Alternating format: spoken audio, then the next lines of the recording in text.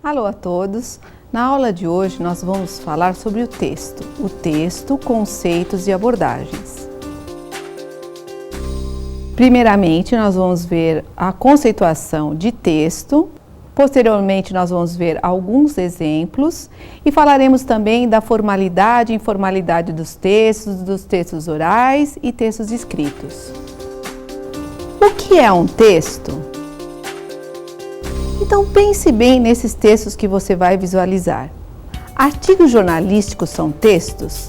Letra de música são textos? Uma bula de remédio, uma carta, uma propaganda? Será que todos esses são textos?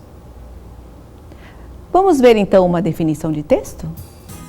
Um texto é uma manifestação linguística, nas modalidades oral ou escrita, que tem o papel de transmitir significados em situações específicas.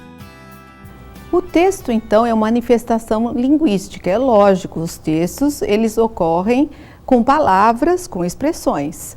Também o texto ocorre dentro de uma modalidade oral e uma modalidade escrita. A modalidade oral, através de textos orais, como a gente chama, através de entrevistas, através dos próprios diálogos que a gente tem, ou manifestações escritas diversas, que normalmente é o que a gente mais conhece, cartas, e-mails, receitas e vários outros tipos de textos. Também temos esses tipos de textos que nós estamos falando, eles têm que ocorrer dentro de uma situação específica, dentro de um contexto específico, para que eles possam ser entendidos. E como poderemos compreendê-los? A partir do que poderemos caracterizar um texto como um texto? Então, veremos a seguir as características de textos. Em primeiro lugar, um texto tem que ter uma organização textual coesa e coerente. Uma organização coesa é uma organização de texto estruturada. Nós vemos que o texto tem uma sequência. Por exemplo, se nós falarmos, Maria foi à feira, Maria comprou bananas, Maria comprou laranjas, Maria comprou abacaxi. Puxa, tá certo, eu entendi, perfeitamente compreendido, mas ficou um pouco estranho, um pouco repetido, não ficou? Ao mesmo tempo, imagine nessa mesma situação. Maria foi à feira, comprou legumes, comprou frutas, comprou verduras, aí voltou para casa, jogou tudo no lixo e foi preparar a alimentação da família. Meio estranho, não é? Vemos então que podemos ter textos coesos sem serem coerentes e coerentes sem serem coesos. Um texto bem escrito ou bem falado ou bem estruturado, ele tem que ser coeso e coerente. Em segundo lugar, o texto tem que ter uma estruturação adequada.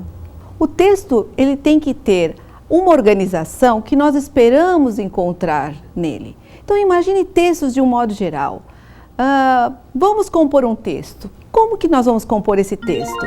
Então você vai pensar, tem uma introdução, um desenvolvimento e uma conclusão. Perfeito, vamos compor o texto. Aí você imagine que você é um chefe de cozinha.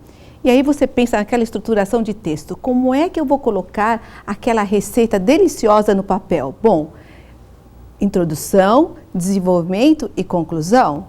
Não nos parece uma estruturação adequada para uma receita culinária, não é mesmo? Um outro ponto. Para um texto ser considerado um texto, ele tem que ter um nível de linguagem adequada de uma situação social específica. Por exemplo, imagine naquele caso da receita que você estava escrevendo.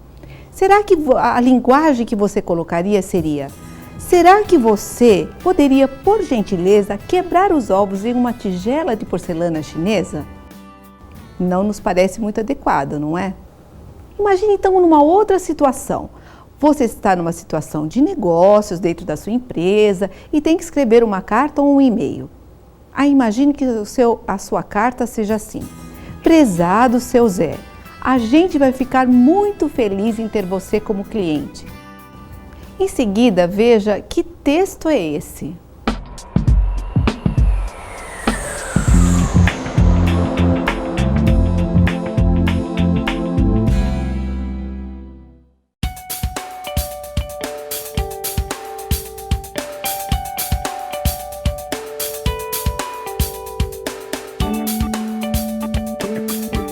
Você deve ter percebido que isso é uma bula de remédio.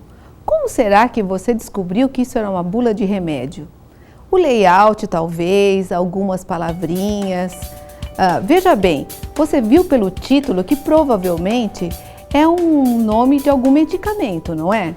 Tem muitas palavras que remetem você a um medicamento. O texto é bem estruturado? Ele tem aquilo que a gente espera que ele tenha? Uma das coisas que a gente mais quer ver é justamente efeitos, reações e naturalmente, qual é a dosagem. Será que essa bula de remédio tem essas informações? Bem, em primeiro lugar, você pode verificar que há várias palavras que são os componentes da fórmula. São os nomes impronunciáveis, não é mesmo? A gente não sabe nem para que serve.